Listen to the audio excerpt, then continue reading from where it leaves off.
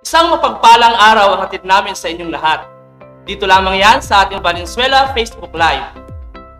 Kung saan ang inyong edukasyon ay aming prioridad. Welcome mga bata! Ako si Ginoong Jerome Wilmar L. Calim, guro mula sa Roberta de Jesus Elementary School.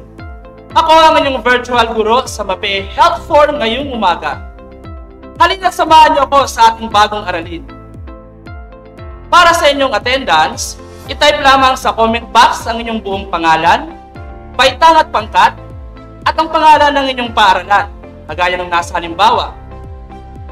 Paalala mga bata, i-comment lamang ang mga mahalagang bagay na may kinalaman sa ating aralin. Para sa mahusay na daloy ng inyong pagkatuto, ihanda ang inyong module, notebook at ballpen. Kakailanganin nyo ito sa mga susunod na hakbangin.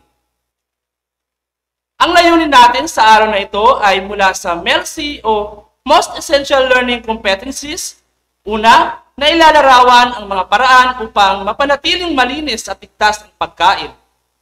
Pangalawa, natatalakay ang kahalagahan ng pagpapanatili ng malinis at ligtas na pagkain upang makaiwas sa sakit. Noong nakarang linggo, naalala niyo pa ba mga bata ang ating pinag-aralan? Tungkol nga ba saan ito? Tama, pinag-aralan natin ang tungkol sa pagbabasa ng food labels. Ngayon, para sa ating balik-aral, subukin natin ang inyong kaalaman.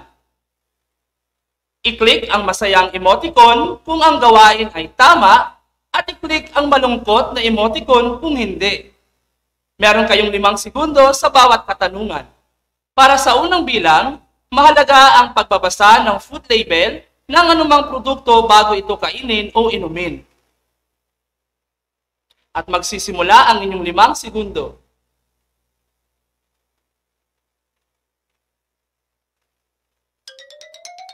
Ang tamang sagot ay masayang emoticon. Pangalawa, maaaring kainin o inumin ang isang produkto matapos ang expiry date nito. At magsisimula ang inyong 5 segundo.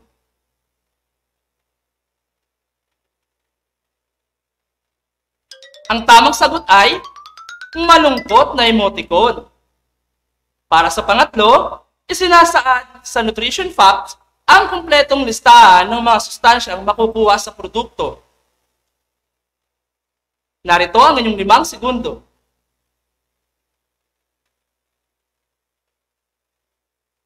At ang tamang sagot ay masayang emoticon. Pang-apat, hindi na maaaring inumin ang isang produkto kung lagpas na ito sa best before date. Magsisimula ang inyong 5 segundo.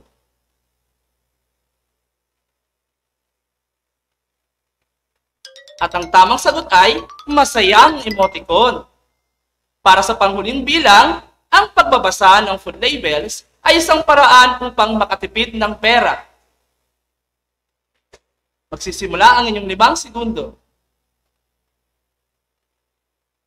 At ang tamang sagot ay malungkot na emoticon. Nakuha niyo ba lahat ng tamang sagot mga bata? Very good! Isang magandang indikasyon yan ng pagkatuto. Sino sa inyo ang nakaranas ng maghanda ng mga pagkain sa inyong tahanan? Kung nagawa niyo na ito, mahusay mga bata. Ngayon, alamin natin ang tamang paraan na nagpapakita ng kalinisan sa paghahanda ng mga pagkain. Lagyan ng check ang mga gawain na nagpapakita ng tamang pamamaraan upang mapanatiling malinis ang pagkain o inumin, at X kung hindi. Para sa unang larawan,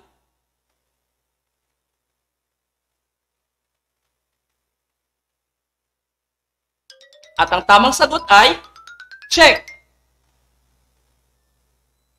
Para sa ikalawang larawan,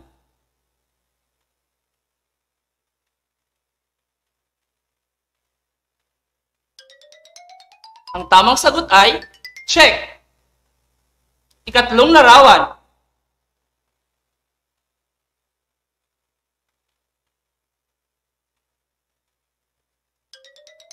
Ang tamang sagot ay X. Pang-apat na larawan.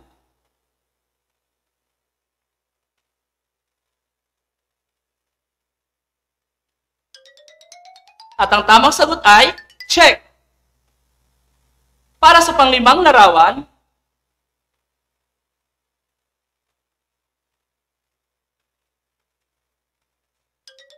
at ang tamang sagot ay check. Ilang tamang sagot ang inyong nakuha, mga bata?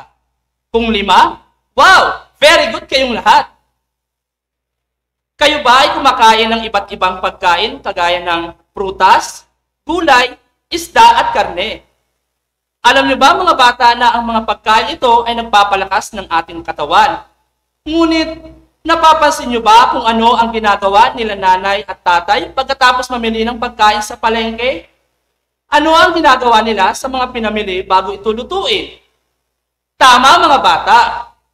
Hinuhugasan nila ang mga gulay at prutas ng mabuti at nililinis din ang mga karne at isda bago ito lutuin. Ang mga sobrang pagkain naman ay sinisiguradong malinis at maayos na inilalagay sa loob ng refrigerator. Bakit nga ba mahalaga na hugasan o linisin natin ang mga pagkain bago ito iluto o ilagay sa refrigerator? Halina, tuklasin natin ito sa ating bagong aralin. Ano nga ba ang food safety principles? Ang food safety principles ay naglalaman ng mga alituntunin upang mapanatiling malinis at ligtas ang mga pagkain. Narito ang mga paraan upang mapanatiling malinis at ligtas ang ating pagkain. Una, maghugas ng kamay bago at pagkatapos humawak ng anumang pagkain. Pangalawa, hugasan ng mabuti ang prutas, gulay, isda at karne gamit ang malinis na tubig.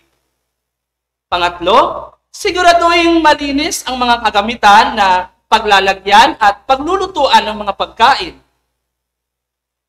Pang-apat, lutuin ng mabuti ang pagkain para hindi agad masira o mamatay ang mga mikrobyong kumapit dito.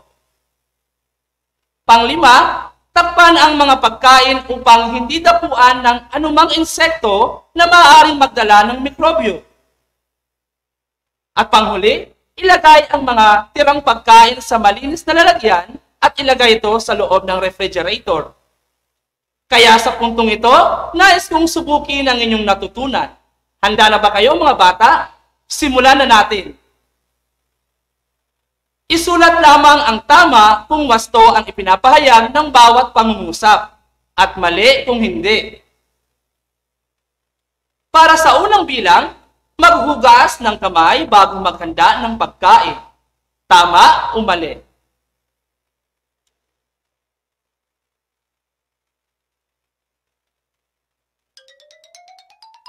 At ang tamang sagot ay tama!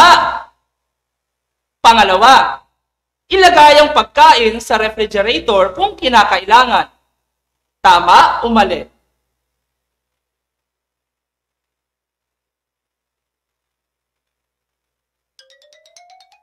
At ang tamang sagot ay tama! Pangatlo, lutuin agad ang mga pagkain nang hindi hinuhugasan.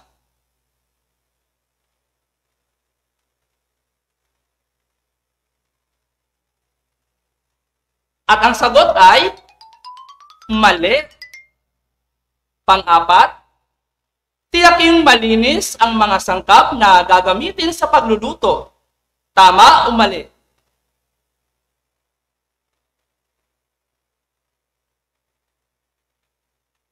Ang tamang sagot ay tama. Panghuling bilang, hayaan ang mga pagkain na walang takip at tinadapuan ng insekto kagaya ng langaw. Tama o mali?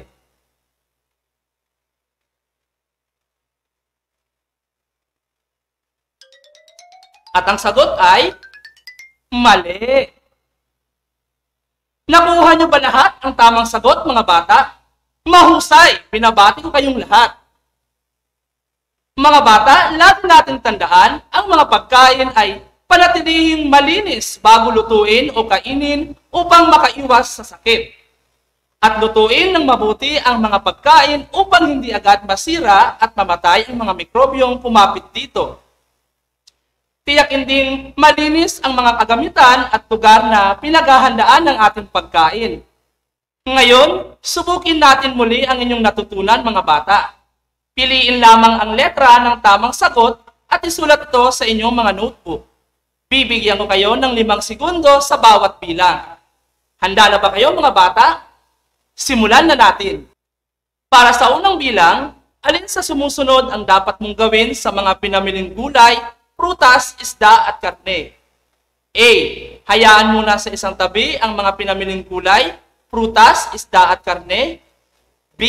Hugasan ng mabuti ang mga biniling gulay, prutas, isda at karne bago lutuin o ilagay sa refrigerator. C. Ilagay agad sa refrigerator ang mga pinamiling gulay, prutas, isda at karne. O D. Lutuin agad lahat ang mga biniling gulay, prutas, isda at karne.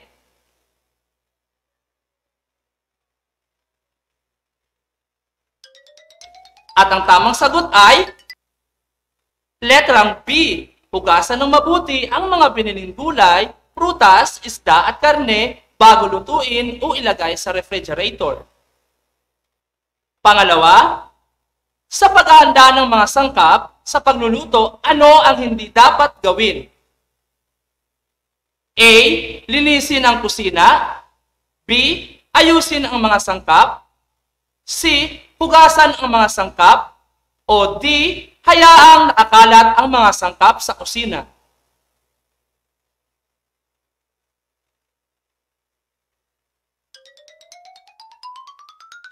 At ang tamang sagot ay D. Hayaang nakakalat ang mga sangkap sa kusina. Pangatlo, saan maaaring ilagay ang mga natirang pagkain para hindi ito mapanis o masira agad? A. Ilagay sa loob ng cabinet. B. Hayaan na lang sa mesa. C. Ilagay sa loob ng refrigerator. O D. Itapon na lang ang mga natirang pagkain sa loob ng basurahan.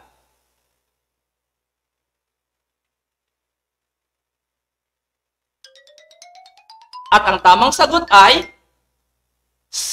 Ilagay sa loob ng refrigerator.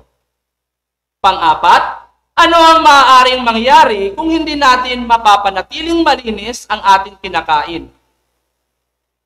A. Maaaring makatipid sa pera. B. Maaaring makapagluto ng mabilis. C. Maaaring maubos agad ang ating pagkain. O D. Maaaring makakuha ng mikrobyo mula sa pagkain na maging sanhi ng sakit.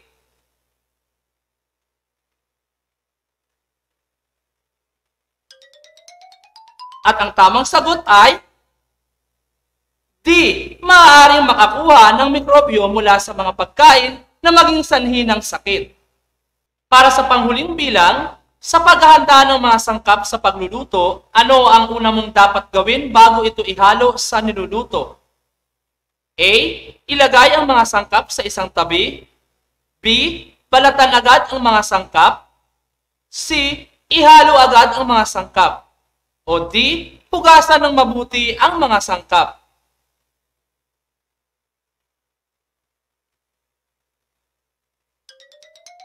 At ang tamang sagot ay D. Hugasan ng mabuti ang mga sangkap. Mga bata, kung nakuha ninyo lahat ang tamang sagot, very good! Ang ibig sabihin niyan ay natutunan ninyo ng mabuti ang ating aralin. Ngayon, para sa inyong mga katanungan, maaari ninyo itong isulat sa ating comment box at sisikapin ko po itong sagutan kasama ang ating moderator ngayong araw. Ayan, may nakikita na akong nagko-comment. Ang katanungan ay galing kay Liza Galgo mula sa Paaralang Roberta de Jesus Elementary School. Ang kanyang katanungan ay, bakit po mahalaga ang panatilihing malinis ang ating mga pagkain? Magandang katanungan ito, Liza Galgo. Nararapat lang na mapanatiling malinis ang ating pagkain para makaiwas tayo sa mga sakit, lalo na sa panahon ngayon ng pandemya. Muli, ako si Sir Jerome, guro ng Roberta de Jesus Elementary School, na nagpapaalala na ang kalusugan ay kayamanan, kaya dapat itong ingatan upang matayog na kinabukasan ay makamtan.